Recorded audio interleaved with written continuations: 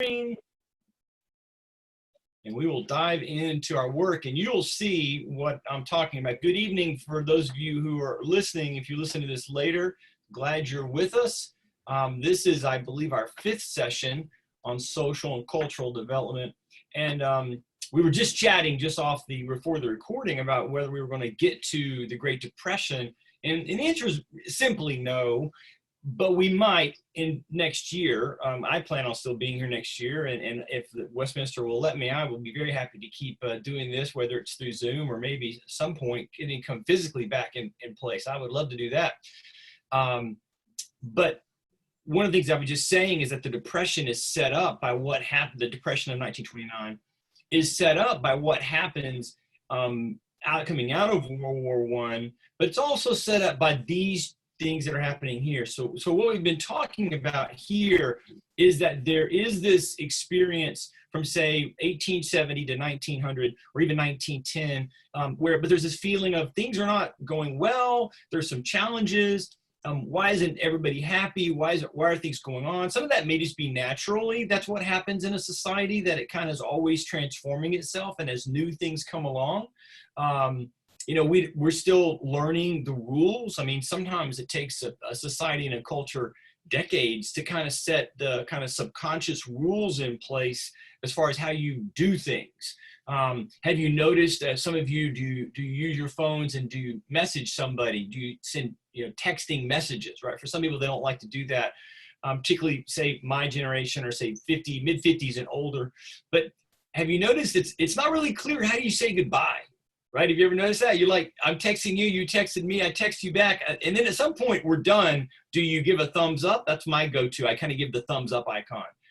But if is a person going, wait, is he going to text again? So those are cultural and social norms that get built over time.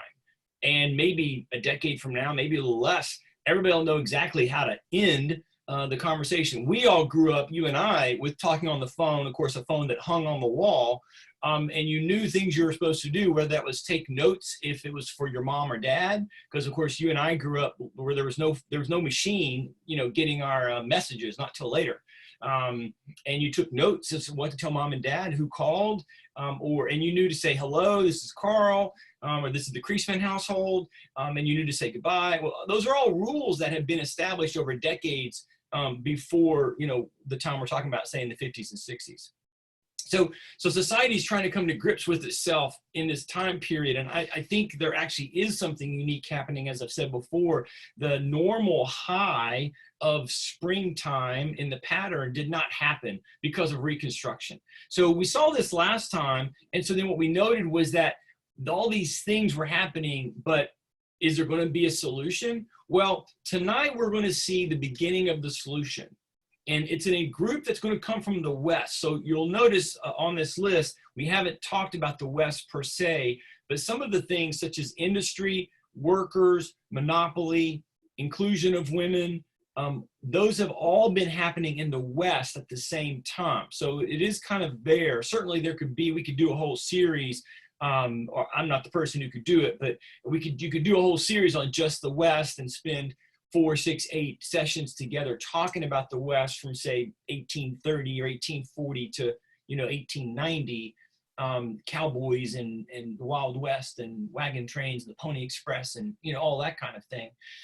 But there is a sense in which they're now really part of the country, and so it is going to come from the West that a solution is going to come.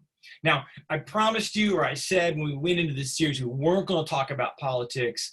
But we kind of have to talk about politics, because what is being discovered by these people who are wrestling with these issues is that there's going to need to be some governing rules put into place. For instance, as we've already seen with the urban societies, you can't just magically say, let's have a fire department, because it's got to be paid for. And eventually they'll realize we probably should train these people to be police officers or to be school teachers. We can't just say, you just want to do it. And so then, okay, fine. And that will begin to happen in this period of time, not today's session, but in the next sessions we're going to look at. We'll begin to see this idea. Well, that kind of sense of a governance will go all the way to the top. And so there's a group that's going to come from the West. I'll introduce them more in a minute, but they will be the ones carrying the solution. They'll be the banner holders of the solution. And then you and I will be figuring out whether it's a good solution or not. So at this moment, when you kind of look at the situation, there is a problem in government. And I did mention it when we looked at the South, I think. Government is no longer the land of our brightest and best. I just finished reading a book. I'm looking, I don't think I have it here beside me. I just finished reading a book on the Constitution. And has been highly stated many times by smarter people than myself. You know, the Constitution seemingly was written by brilliant people. In fact, one person, Joe Ellis, likes to joke and say the Constitution was written by brilliant people so the government could be run by idiots. And he said that 25 years ago. So it's not like he's talking about anybody current day. And I don't know if that's fair or not, but certainly when you look at the beginning of the country, as I like to tell my students, the constellation of leaders was so brilliant. Everybody knows Adams and Jefferson and Washington and Franklin and these guys. And there's a whole host we have a deep bench, to use a sporting terminology, of leaders who were amazing. And you don't even know about them because they were just in South Carolina or in Delaware or in Connecticut. They're just in all these places as you kind of go along. Well, what's happening in the process is that once the economics gets to a place where it's so wealthy to go into business, it seems to me like what you see is some of our best and brightest will divert from public civic service and end up in service to their own pocketbooks, to their own desires. And some of that is driven by, you know, I mean, a person like Edison or a person like Ford are technologically innovative people. And so, of course, they were following their passions as well they should be, right? But you just see a period, really until you get to Theodore Roosevelt, I would argue, where you don't see a standard bearer of, hey, it's a good thing for a bright young man and then eventually a bright young woman to want to pursue politics, to pursue civic service. And up to the Civil War, you did. So there's a real kind of break between the Civil War and prior leadership levels at the state and local and national levels, and then what comes after. And you see this a lot with corruption. Now, corruption is not necessarily just a moral character issue. There can be external factors, typically money. I'd like to think you and I are both moral people, and we're good, and we would not go out of our way to be corrupt, you or I. But then I've never had somebody offer me $50,000 a month. I've never had anybody come up to me and offer me $5 million to do something for them. Right. So then I don't know how I like to think I know, and maybe you'd say, oh, $50,000 a month, I wouldn't do it. What if it's $5 million a month? This story, everybody can be bought. Well, what have we seen with industry is that there has been this rise of kind of money and wealth so that you can see people like JP Morgan or Rockefeller or Vanderbilt who would have had the money available to buy someone. Well, regardless of the specifics of somebody being bought, there just begins to be this corruption. It was one of the charges laid at the South and African-American leadership in states like South Carolina. They didn't know what they were doing. So it was a lot of corruption, a lot of internal things. Grant kind of got hit with that. And so all the way up to this point, you have this corruption. And then in 1884, Grover Cleveland is elected. And Cleveland represents the beginnings of an idea of reform. And he doesn't really get as much credit as I think he deserves. Usually we'll talk about the progressive presidents. We will in about 3 weeks. And that, of course, is Roosevelt and Taft and Wilson. And everybody likes to kind of cheer them because they were trying to do good things.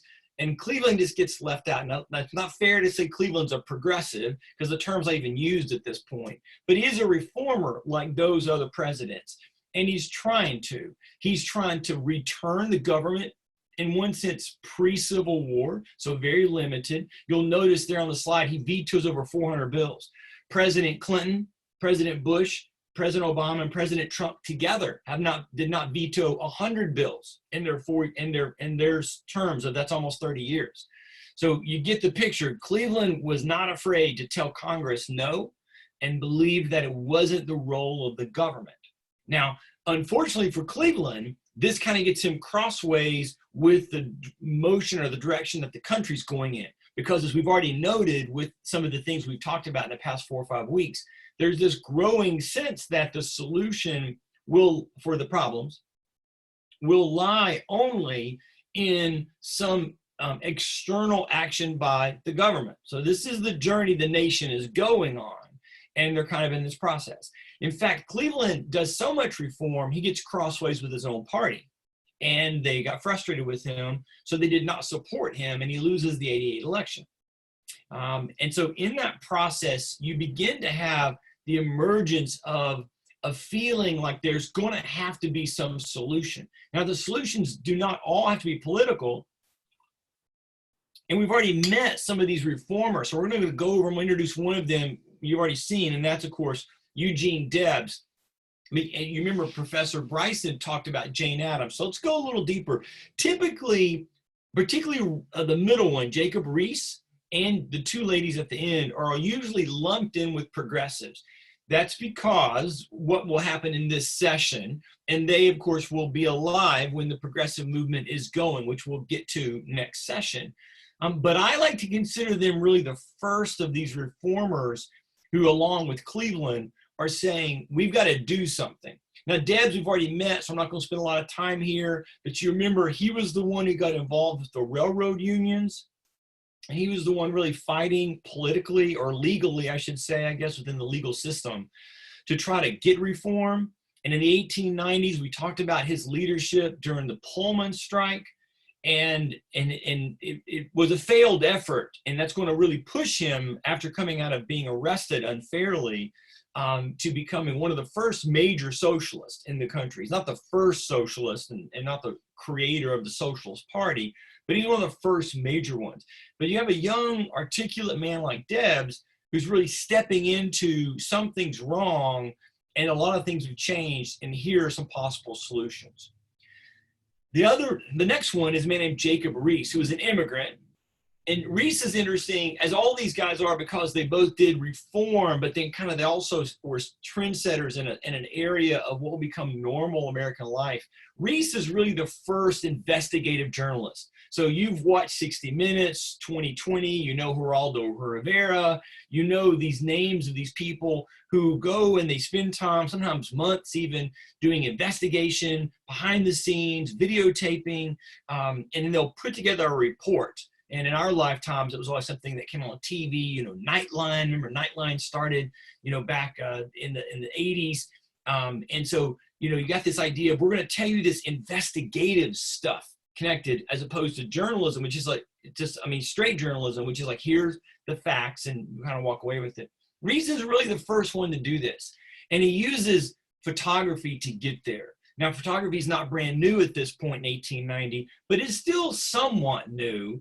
And the idea of what Riis is going to do, you could actually study him from a history of photography, and he's really one of the kind of cutting edge or major, you know, Mount Rushmore kind of people that you'd want to put on. And what he does is he begins traveling at night and using flash photography, which was very new, to try to uncover and focus on how the people in the urban societies were living. Now, again, we've already looked at most of this, and he focuses on urban living, and he focuses on work in the workplace.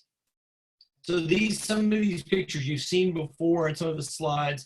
It's not like there's a new point to be made here, but it is the focus on the fact that Riis puts this all together in this book, How the Other Half Lives. And it really becomes an explosive book, much like some of these explosive, like you guys all remember the Watergate tapes and the Watergate work by Woodruff and the other man's name, just completely skipped my mind there. But the two young, they were young at that point, reporters in Washington who were uncovering the information around President Nixon's experiences with Watergate. And so, you know, Riis is doing the same kind of thing. And when this book comes out, it really, I mean, I can't really understate how powerful it was, particularly for the upper half, the upper crust, the economically well-off, we would say the middle class and the upper class in New York and then elsewhere to see these pictures, because they literally, much like Stowe's book, Uncle Tom's Cabin, did for slavery in the 1850s, How the Other Half Lived really exposed kind of this sense of, I didn't have any idea. Like these two pictures here, in particular the one up here in the top right with the children, that's where they live. This is a family. They're an immigrant family. They're rolling cigars, and that's where they live. And you can see that their son is there with them. There's another child in there as well, and their son is working, and they're just rolling cigars, and that's their business, and they had a quota they had to come up with.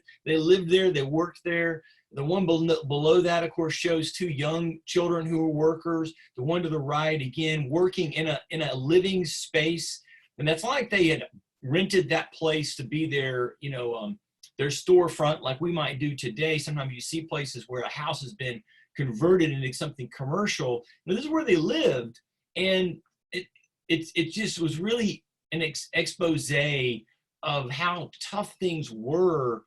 And so Reese he goes on speaking tours, and people were really shocked by what he presented. Jane Addams and Ellen Gates Starr would not have been shocked. That's Addams on the top, Starr on the bottom of those pictures. And again, Professor Bryson mentioned these two ladies in the same time as Debs and Reese. These two ladies begin to be trendsetters themselves for them in the idea of social work. I guess they're near and dear to my heart because my middle daughter, Marin, is a social worker now. She graduated a year and a half ago. She lives in Michigan. She's working with foster children, kind of working with the whole apparatus in the state to protect children and help families navigate some difficult times. And so Addams and Starr, they really become like the trendsetters. Now, they were following what was happening in England. So in 87, they had gone on a trip. Now, they sort of went on the trip for fun, which tells you that they were middle class or maybe even upper middle class people. They had an economic ability to travel to England at a time when it wasn't cheap.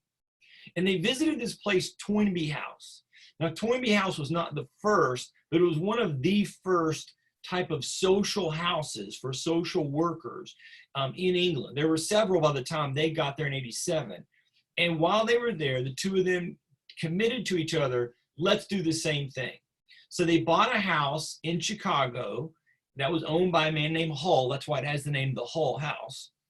And they created it much like you and I would understand a civic center is, or a community center. So Winter Park has a community center on the western side of the city, on the other side of the tracks, in what is the lower income type area. That's where most cities place their community centers. They don't place them in the kind of upper middle class areas. One, because those areas probably would not want it there, but two, also because the offerings that most community centers do, after school work, education work, sports activities, health activities, education things for single parents, for neighborhood people, those are all things that are typically more needed in middle to lower middle class to lower economic class locations. And so the Hull House becomes the first one of these in the United States. And Addams and Starr will spend their whole lives there. Addams will become the more politically driven activist of the bunch. I mean, she gets really involved with the women's right, the women's suffrage movement, as Professor Bryson said. Starr stays much more active in the inner workings. She'll actually move into the Hull House and live there for 30 years. But both of them, their whole lives are wrapped up in the Hull House. Debs, Reese, Starr, Addams, they're really just models of Americans who are saying to themselves, the ills, or as I've described, the ill-fitting clothing scenario that we're in has got to be solved. And I think what's also interesting when you look at all three of their work is that you do begin to see that the country has changed in a way that would suggest that what needs or you would hope to happen from a sense of solving won't happen merely through individuals, that it's too big. In particular, when you think about the urban cities and when you think about the size of industry. So these are factors that we want to kind of keep in mind as we kind of go along to the rest of both tonight and then the rest. because we're going to see the country make a significant shift. As I was hinting about when we were starting about looking at the Great Depression, the Great Depression becomes this moment that is the end of that cycle, the 80-year cycle between the Civil War and World War II. Again, another 80-ish year window. And one of the things that happens on every one of the great crisis cycles is that the citizens' expectation of the government, or what they want the government to be like, changes. And you can trace this through history. I won't tonight, but you can trace this really simply in Anglo-American history over these 500 years. And so we noted that coming out of the Civil War, the government had become more involved and did more things. And we would say it needed to because of Reconstruction. Well, now it's going to be required or be requested to do more, even more than that. And that would ultimately lead us to FDR, the New Deal, and the Depression. But we're still got to get there. All right. So at this moment, then, the question begins to be, well, what needs to happen? And out of the West comes this desire for a political solution, which ultimately will lead us to another third party. Now, I think because we're only 3 weeks from the election, I just have to say a few words here about third parties. We've had several in this country, and in the 19th century, we've had several that were very successful. Being successful does not mean that they ultimately won the presidency, although the first one does, the Whig Party, although I know there are some historians and political scientists who would dispute with me that they're a third party, but just work with me. I think that they fit the pattern of an outside group, not officially formed. And so when you get into 1880 and 1890 and you have these citizens talking amongst themselves in neighborhoods and communities and eventually at more regional levels, saying to themselves, we've got to do something politically, that neither of the two current dominant parties are addressing our problems, that these people would move to a third party should not be dismissed. And I say that because, again, not only because of this year that we're in, I think you're all well aware that over the past probably 30 or 40 years, there's a very concerted effort by the two main political parties to act dismissively and even derogatorily towards anyone who would suggest to vote third party. And you're told things like you're throwing your vote away. You're told things like third parties never win. You're told things like third parties are just extremists or they're silly. It's a waste of time. And whether or not you want to vote for a third party this election or some other elections, not my point. But it is, I think, important for me to say that those statements, such as they never win or throwing your vote away, are completely wrong. Now, they don't always win. Just like in every election, the person you vote for doesn't win. You know, I know that from personal experience just this past March. Sometimes you vote, you don't win. It doesn't matter what party you're in. But I would just offer that, one, you should always vote your conscience. And if your conscience is to vote for someone that is neither of the two main parties, whatever those parties are, then you should be very confident in doing that, because there is a track record, not only in American history, but in our human history, to suggest you can win. And these political parties previously, I think, demonstrate that. And particularly when you know the Liberty Party and the Free Soil Party set the groundwork for the third abolition party, the Republican Party. So in one sense, you could say the Whig Party was third party and they won. And you could say the abolitionists were third party with 3 different names and they won. So there is evidence to suggest if you're willing to learn the lessons from these successful parties, your group could win too. Now, that's not the point of our discussion, so I'm not going to get stuck there. Who is this group known as the Populists? Well, as I stated, it begins on the farm. It begins in the West more than anything else. Although you and I know that there's farming and farmers in the Midwest, so Illinois, Ohio, Michigan, Wisconsin, and also in the South at this point. So we want to note that. And there was the Grange movement, or the Granger movement, did exist in the Midwest, the South, as well as the West, but it was strongest in the West, so west of the Mississippi River. And part of that was because the Grange movement was both political movement, but also kind of a social collection movement. It's kind of like the Kiwanis or the Elks or the Lions Club. You know, they're doing service, they're helping each other, they're trying to help each other navigate through society. Life on the West, and I've already mentioned before, the West could be its own section, was not easy. When you went to the West, whether that was to Kansas or to Iowa or to the Dakotas or to Wyoming or Colorado, you in between 1850 and maybe even as late as 1920, you were going to a frontier. And certainly in those first 40 or 50 years till you get to the 20th century. And it was more challenging. Not only was there environmental differences that now we know pretty well what the plains states are like, and in the Rocky Mountains what that's like, but they didn't know that at the time. But also the agricultural work was very different. So things that you had done and known to do in the East or in the Midwest, they didn't work in the West. And there was a real learning curve challenge that really beat a lot of people back. You know, the Homestead Movement begins really right before and is really flourishing during the Civil War with this offer of 40 acres or 80 acres or even 160 acres out west if you wanted to go and get it, excuse me. But many people who went didn't make it. They didn't stay for the full 5 years because it was so difficult. And at the same time, by the time you get to the 1880s, 1870s, 1880s, there's this new factor that we've already noted of the growing power of industry, monopoly, big money collected together, and banking.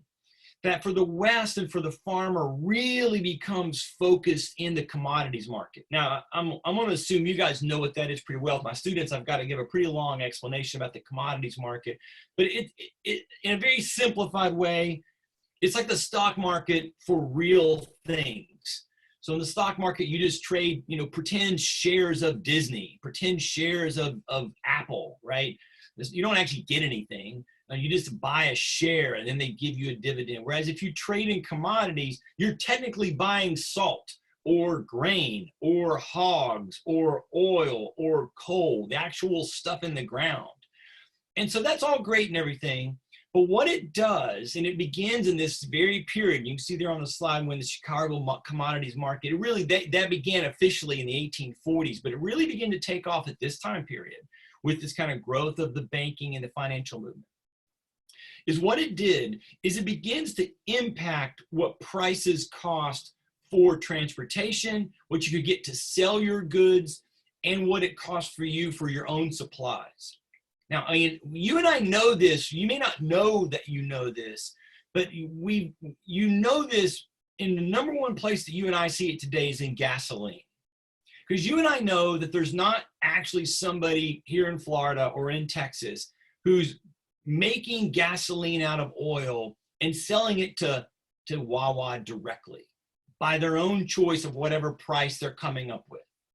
Gasoline and oil are a thing that are traded on the commodities market. And so factors beyond our control, right? Also, all the hurricanes in the Gulf have impacted some of the oil and gas supplies in Texas. So we may see higher prices at the gas pump, or if there's a war in the Middle East, or the problems that are happening in Venezuela. All the places that have oil and are producing oil, when stuff happens to them, it impacts the price, irrespective of what's happening where you and I live. Well, think about that from a farmer's point of view. So you're a farmer, you've either saved up your grain from last year, your seed, or you bought some new seed, or you bought some new chickens or whatever, and you know how much you paid for all that. And then you go and you plant all your fields and you do all your work to produce a product. And then it comes time to sell it, and you're told that it's only worth a certain amount, say per bushel or per gathered pound, set by somebody who doesn't live near you. Well, again, today I would tell that farmer, you should have known that going in, because this is the way it's been for 150 years. The prices are not set by you or by the buyer. They're set through the commodities market, which is a whole bunch of other people factoring in and all those sales and stuff. And it's very complex. But the bottom line is, it's not, I made a dress and then I sold the dress. I think it's worth $40, and I sold it to you for $40. I made it. I know how much I paid for the material, and now I'm selling it to you. It's like, imagine I made the dress. I'm ready to sell it, but then a third party comes in and says, you can only sell it for this, regardless of what you and I are willing to make a private exchange for. Well, the farmers in the West at this time don't understand that. And the bankers become, in their minds, really one of the kind of the leading enemies who are out to get them. And so the populists begin kind of contriving this story. It's not contriving. They begin kind of manufacturing this viewpoint of how can I understand what's going on to me? Because previous to this moment, you would grow your crops and you'd sell them regionally. And so you largely could control what your price was on your own. It wasn't done through another party outside of you. So that's kind of the story of kind of what's happening leading to the Grange movement. You can see on this graph how over this window of time, what the prices were doing for the farmers. And of course, then link into this the challenge of debt and banks. Again, you and I, we know banks really well now. If somebody gets mad about debt or they get mad about their mortgage and somehow there's a part of me that I don't feel sorry for them. Sorry if it makes me sound callous, but I'm like, it's 2020. We've had banks and debts and mortgages and loans for a long time. And if you can't figure out how to what a credit card's like, well, you need to go to school on that. It's not a new product. It's not a new thing. And so you should understand that. But at this point, there's a lot of still learning curve that's happening for these people and for the nation at large. And as these external factors are changing what their prices are worth, farmers are finding themselves going deeper and deeper into debt to bankers, to men like J.P. Morgan. So that's not a good thing. And so as this begins to really happen, they find themselves more and more frustrated. Well, in 1880, they decide to try to do something with it that's a somewhat of a political group called the Farmers Alliance, but it doesn't really make as much traction as they would have wanted to. And what they really needed was more help, more people coming to their aid. And they get it. They find more people who are willing to join in with them because of all the frustrations that we've seen. You'll recognize some of these names before, because we've seen them before. Those last three, the Knights of Labor, all the women's civil rights groups, Dr. Washington and the Tuskegee Machine, all these groups you've seen before. The two on top you haven't seen before, but they're just two other kind of economic-based groups who are feeling that they're not really getting a fair shake by the society.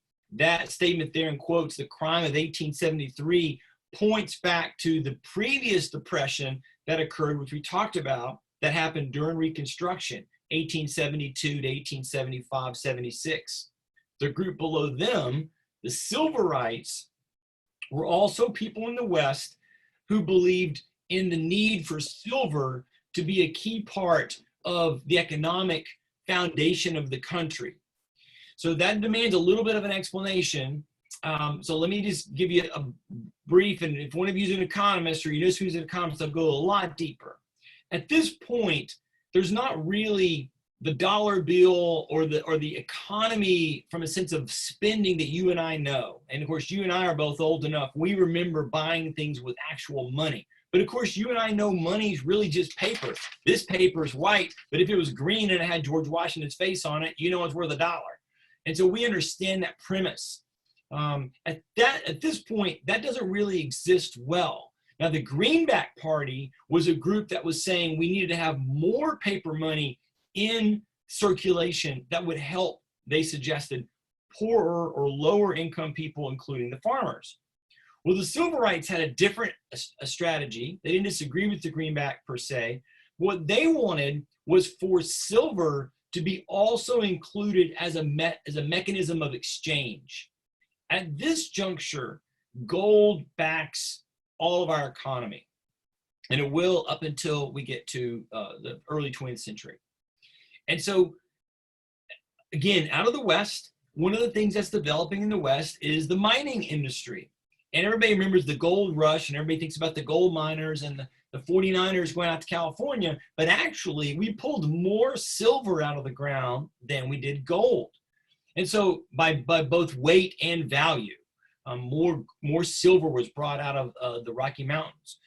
And so there's a lot of silver in the kind of in the mix of exchange, but you couldn't buy anything with it. Now, of course, certainly you could still barter. Here, I've got a chicken. I need that bale of wire, and that still happened. But from a sense of, when particularly as you think about the general economy, you couldn't do that. Just like you and I today cannot go to Target and say, hey, I'd like to trade these 3 old pots for this 1 new pot. It's a barter exchange. That doesn't work. You and I know that. And so they wanted silver. Now, economists will tell us that when you introduce more than one kind of way that you measure or peg the economy, like how you can make exchange, that's bad. I won't pretend to act like I fully understand it, but in general terms, it just sends mixed signals into the economy. So the Silverites were kind of working uphill on this point.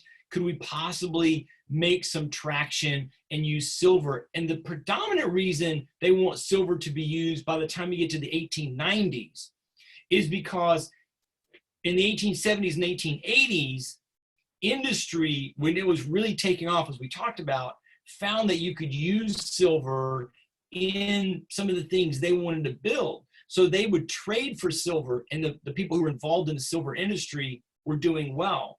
But when depressions hit and industry declines or has already developed as much as it needs at that level, then the silver was not being utilized. So to the silver owners, hey, look at silver, it's a valuable, somewhat rare metal. Why can I not still trade with it like I could if I had a lump of gold and go to a bank and that kind of a thing? And so they want that involved. Now, all these groups together will ultimately come together in the 1890s. But I want to stop here, and I'm realizing now I needed one more slide I should have shown you. Do you guys, of course you do, you remember the story of the Wizard of Oz? The Wizard of Oz is actually a story about the populist. And if you go and particularly if you read Frank Baum's book and not just watch the movie, but it's in the movie to some degree. If you read Frank Baum's book, you get this picture of what the populists are saying. Who's the good guy? Who's the hero? Well, Dorothy, right? Where is Dorothy? She's a girl on the farm. So when you're promoting the idea of women, which is wonderful, of course, and you're promoting the farmers are the ones to rescue us, right? When she goes to the land of Oz, and of course, what's the chemical symbol for gold? OZ, right? She goes to the land of Oz. She has to follow the yellow brick road, which is the road of gold, but she needs to get somewhere. She needs to get to the Emerald City. To get to the Emerald City, she needs to try to fix things in the Emerald City. Emerald, gold, greenbacks, gold. Who's the problem? The bankers are the problems. Why? Because they're controlling the government. And so when she gets to the Emerald City, if you read the story, they are giving her glasses with gold covering, meaning it's not really green. It's not really a good place. It's all kind of contrived, much like Washington, D.C. is contrived. You have to follow the path of gold to get to D.C. It's all bad. Who helps her? The Scarecrow, who represents, again, the farmers. Who's kind of guiding her to start with? The little people. Those are all the regular folks. Who's one of the heroes that comes to save her, of course, is the Tin Man. And of course, he would be representing the Knights of Labor, the idea of the workers trying to say, hey, we're getting ripped off. We're rusting out here in a terrible economy, and nobody cares about what's happening to us personally. We need to get back there. Of course, when she gets to Oz and she's trapped, she has this whole story with the wizard, who, of course, doesn't know what he's doing, which is the politicians. What does she need? She needs to put on her silver slippers. In the movie, they made them ruby, which ruins the whole story, but it looks better on screen, I'm sure. But if you know the book, it's her silver slippers, because silver is the way to get us all back to a better place, get us back home in the story.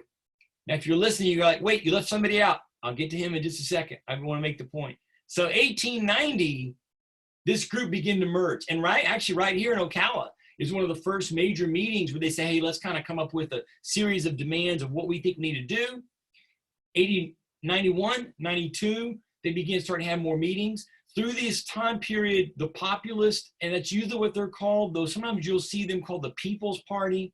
The Populist will begin to win some campaigns, locally mostly, local level, city type things, but occasionally by 92, they're winning some elections for representatives. I don't believe they have any senators, but they're starting to make some traction, particularly out in the West. They're making a lot of traction.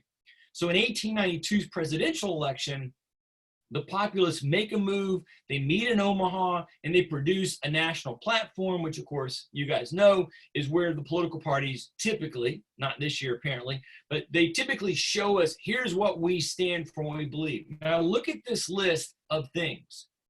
If you pay attention, you really look at it, except for maybe one or two, you would say, wait, we do all that stuff. And so I'm, again, giving it all away, that we do it because of the Populists.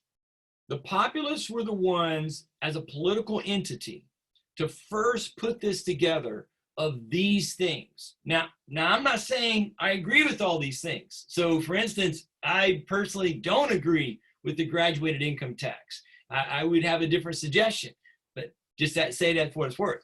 I definitely do not agree with the direct election of senators. If you remember our conversation when we did all the work we did about the Constitution, the founders were very specific about why they didn't want direct election of senators. It was connected somewhat to their worry about democracy, which is a whole different point, and it should be noted. But that's not the main thing. For them, the senators were the planners of the Constitution's nod to the states. In other words, if you read both their comments and their discussions and then you just read the Constitution, in one sense, a way to understand what senators are supposed to be, it's that they are meant to be like an ambassador from the state to the federal government. And by making them chosen by the state legislators, it made them closer. So think about our state. I mean, I don't know about you, but for as long as I've lived here, for the 25, now almost 30 years that we've lived in this state, I don't think any of the people who've ever been senators care what I think, because there's been 18, 17, 18, 19 million people who live here. And so they don't really need to worry about me because it's a direct election. But in the way the founders set things up, where they would be elected by the state legislatures, that would mean that I probably do have a way to directly impact the election of whoever my representative is in Tallahassee, because the numbers are far smaller. It's still a big number today in 2020. I think the Tallahassee, our state legislators in Tallahassee, I think they represent 200,000 people. It's a lot of people, but still 200,000 is a lot less than 20 million. And so the Senate should not be directly elected, but that doesn't matter. The Populists thought that was more important, because what you can hopefully see through much of what they want, it is a movement for more democratic participation. And of course, participation is something I do agree with. So if you look at the list, you can see how they're trying to suggest answers for their problems. The Knights of Labor feel unloved, 8-hour workday, better child labor laws, more education support.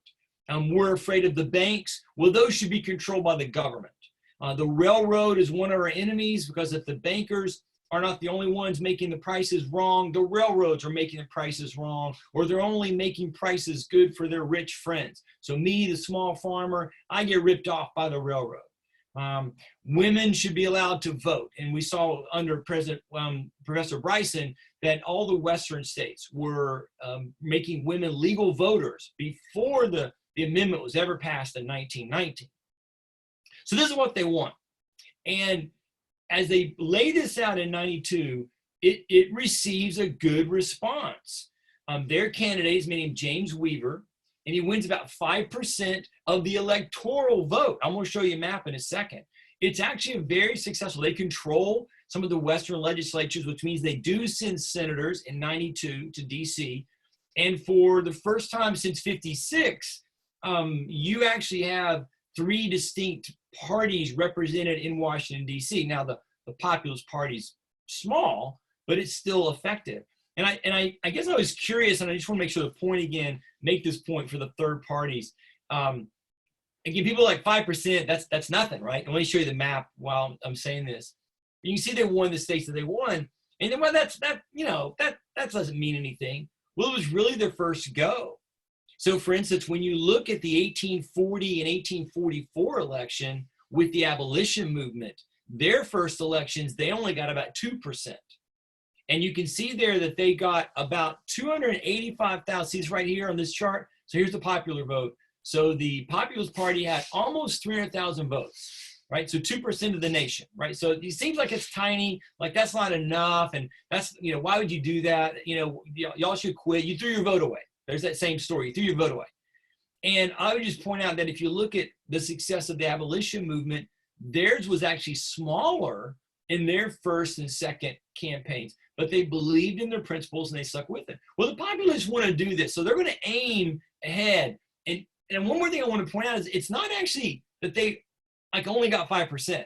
They actually had a deeper support, except in the South, they ran into the same kind of racial monolithic structure of the Democrat Party that we talked about when we looked at what was going on with civil rights for African Americans. And by this point in the 1890s, it's very clear if you live in the South, and so that would be Kentucky, Virginia, Missouri, on down through Texas, right? If you were a white person, you would better vote Democrat or you better not show your face anywhere. And remember, at this point, all the voting is happening in the open. There'd be no mechanism by which you could go in and vote in secret. Now, one of the things I remember my mom doing from back in the 70s when elections would happen, I was a kid, and my dad would sometimes jokingly ask who she voted for. My mom was always very defiant to say, I don't have to tell you because you can't control who I vote on. And it's my private right to vote for who I want. And again, yeah, we agree with that, right? That's the right attitude. But you need to realize that's only a 20th century concept. That prior to the 20th century, people voted in the open. And so imagine you were someone who didn't want to vote for the Democrat Party in the South. You couldn't. You would lose business, you would lose friends. And so the populists ran into the exact same problem that the Republican Party ran into. And the Democrat Party at this point is not making any secrets about how this worked out.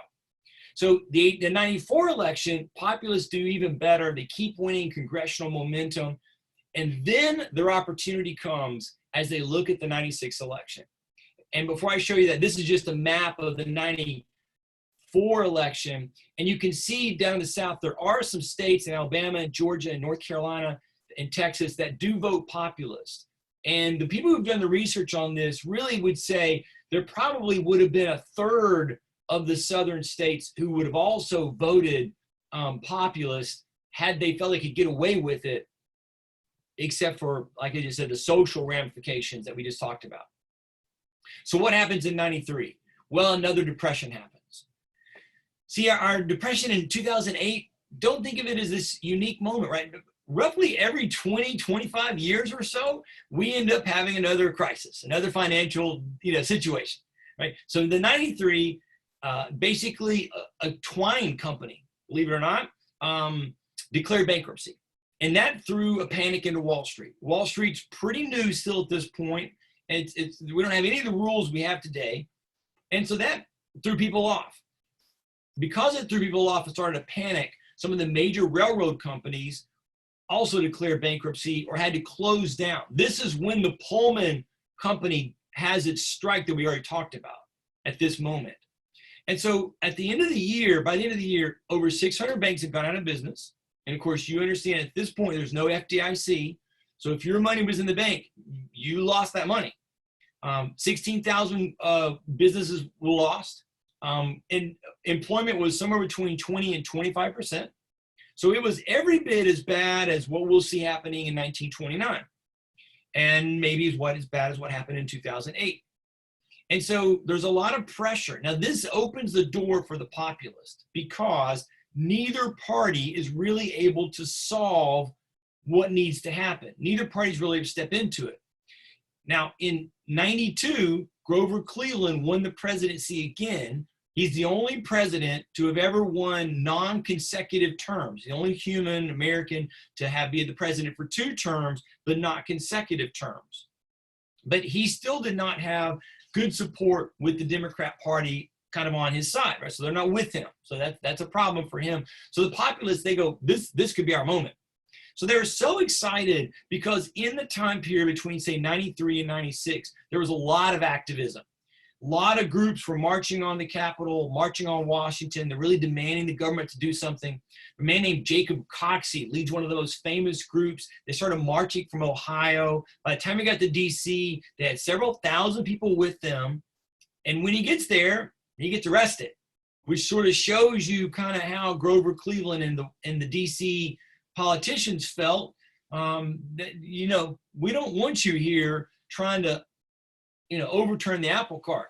And of course, all Coxey wanted would sound very familiar to anyone from the Great Depression, which was, I want the government to try to do something to help. He even suggested one of the very things that both Hoover and FDR does, which is, hey, let's do an infrastructure project. Maybe build some roads, build some railroad, something. And then you can put these people to work. You can pay them something.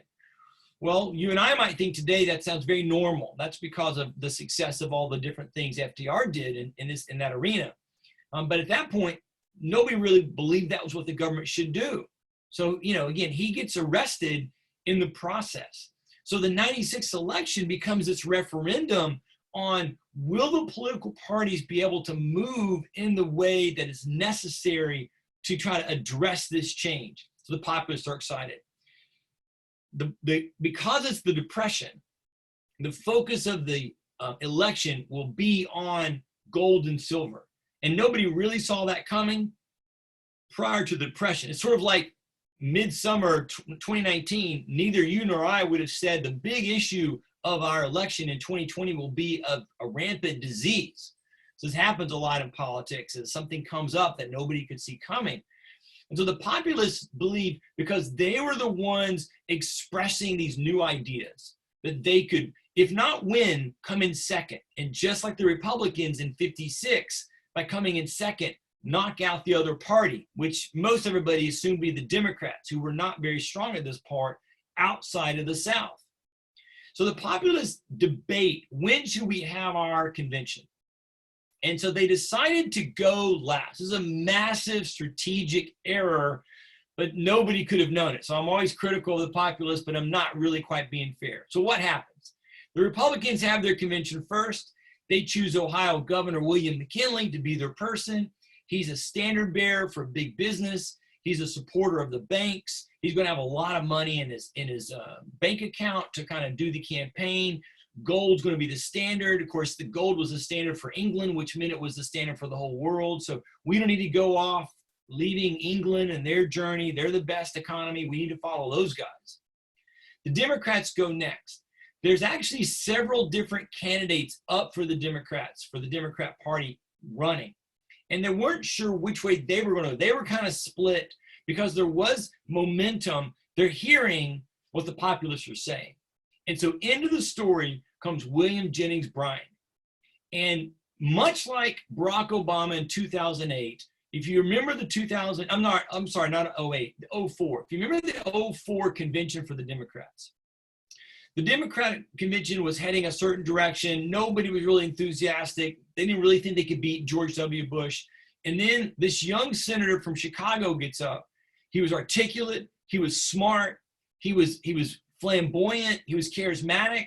And he brought the house down. I remember watching that night for the Democratic convention and saying, that's who they should be running for office. Well, 4 years later, that's who ran. But in 2004, there's a lot of rules about how they do the conventions now. And they couldn't just nominate him, although I think pretty much everybody in the House would have preferred to just dump the candidate in 04 and go with Barack Obama. He might have actually been able to beat Bush in 04. Well, in 1896, those rules are not in place. So into the convention comes young William Jennings Bryan. He'll be the youngest person to run for, he's just a year over the break of where you can run for the presidency. He makes an electrifying speech. It's called the Cross of Gold speech, in which he basically says we shouldn't crucify the country or the economy on a cross made out of gold, meaning the gold standard. And he won the support, surprisingly, of the Democratic convention on the third, I think maybe it's the fourth or fifth nomination. He's somewhat shockingly nominated as the president. Nobody really did it. And so for the populists, what are we going to do? They had waited to be last to be able to put in front of the people, hey, we've got the answer for our economic woes. It's silver And then there's all these other things that we think are really useful we should do. And instead now their thunder had been stolen. They were divided all of a sudden. What do we do? And there was a group who becomes to dominate the populace from within the populace called the fusion populist, who said, look, it's good that the Democrats are adopting our ideas. We, the populist, should nominate Bryan also, and we'll make him our candidate. And by the time the election comes, when he wins, he will declare himself a populist because he's really saying all of our ideas. Now, if you know anything about politics, you could have gone back in time and tell them that's pretty ridiculous because that's not going to happen. And it wasn't going to happen.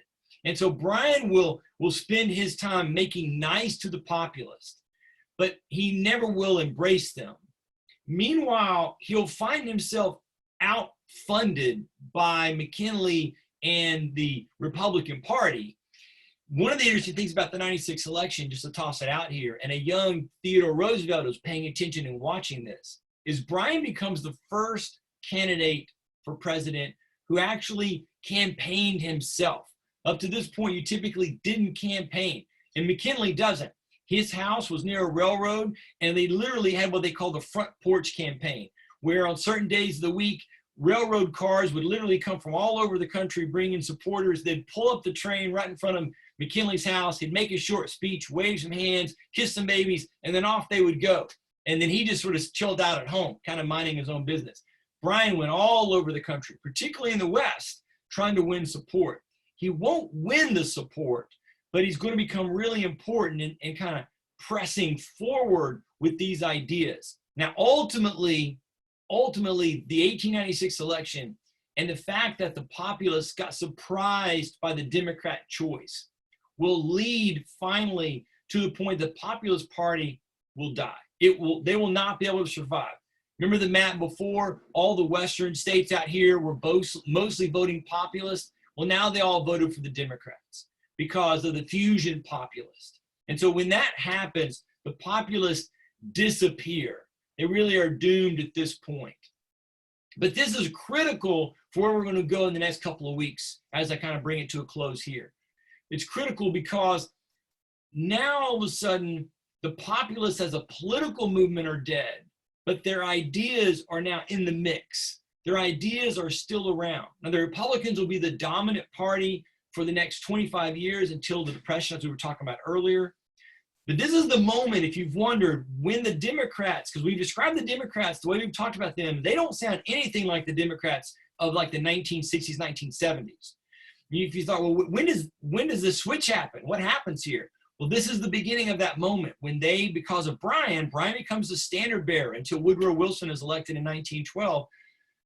Because of that, they will begin to further adopt these ideas of the populists. Not in total. There's a whole long story still to go about what's going to happen in the process. But the Republicans will continue to be the dominant factor. By the way, back to the Wizard of Oz, the cowardly lion, that's William Jennings Bryan. Loud, talker, communicator, but he's not really brave enough to be a populist directly. He's kind of waffling back and forth. That's what Baum was trying to get to. Next time you watch The Wizard of Oz, you're going to have a very interesting think about when you kind of are paying attention to the story there. Well, so remember this list? Well, now everything on the list except for silver is going to be up for grabs. And as you look at this list, you should tell yourself, well, all those are things that we're pretty much doing now. They're all pretty much part of the story. They are part of the story, for good or for ill, right? You may have a different viewpoint of the election of senators, which is totally fine, of course. But it won't be done by a political party like the populist. It's going to take progressive thinking in a variety of arenas. And that's where we're going to go over the next 2 or 3 weeks, is we're going to look at how the populist ideas as a party, the party disappears. They're not successful. But the ideas are going to go forward. So again, third party, I think they did their job, even though you can argue, they weren't politically as successful because it kind of die out by the early 1900s. We'll see where that kind of takes us as we go forward. I think that's the last slide. Thank you guys so much again. I appreciate you being there. I hope you have a wonderful, wonderful week. Next week, we'll be right back with more of our journey. We'll see how these ideas become part of the story of the progressive movement as we look into the early 20th century. All right. Have a wonderful, wonderful night.